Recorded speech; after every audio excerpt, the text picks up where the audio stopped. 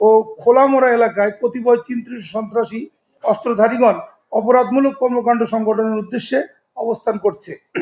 প্রাপ্ত তথ্যের ভিত্তিতে র্যাব ২ এর একটি আভিযানিক দল উক্ত এলাকায় বিশেষ অভিযান পরিচালনা করে সাক্তা ইউনিয়নের কোলচর এলাকা হতে অস্ত্রধারী সন্ত্রাসী মোহাম্মদ হৃদয়কে একটি বিদেশি পিস্তল, এই পিস্তলটি একটি নতুন পিস্তল, এই পিস্তলটি হচ্ছে ট্রেইল ব্লেজার লাইভ কার্ড নামের একটা, মানে এটিএম কার্ডের মতো একটা পিস্তল, এবং এখানে একটা লাইভ অ্যামুনিশন ছিল আর কি ভিতরে, 1 রাউন্ড তাজা গুলি, এবং সোহেল রানা চায়না সোহেলকে 2টি তরবারি ও 3টি সামুরাই সহ খোলামরা টাউন এলাকাতে অস্ত্রধারী সন্ত্রাসী রাব্বি পিঞ্জিরা রাব্বিকে একটি একনালা বন্দুক, 5 রাউন্ড তাজা গুলি এবং একটি সামুরাই সহ গ্রেপ্তার করে।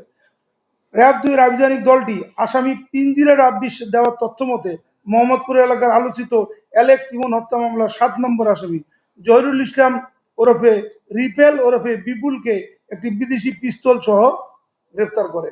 উল্লেখ্য যে উক্ত মামলা রুজু হওয়ার 48 ঘন্টার মধ্যে র্যাব 2 এজাহার নামী আসামি 4 জনকে গ্রেপ্তার করে। অদ্যাবধি র্যাব 2 অ্যালেক্স ইমন হত্যা মামলার 5 জন এজাহার নামীয় এবং 5 জন সন্দিগ্ধ আসামিকে গ্রেপ্তার করে।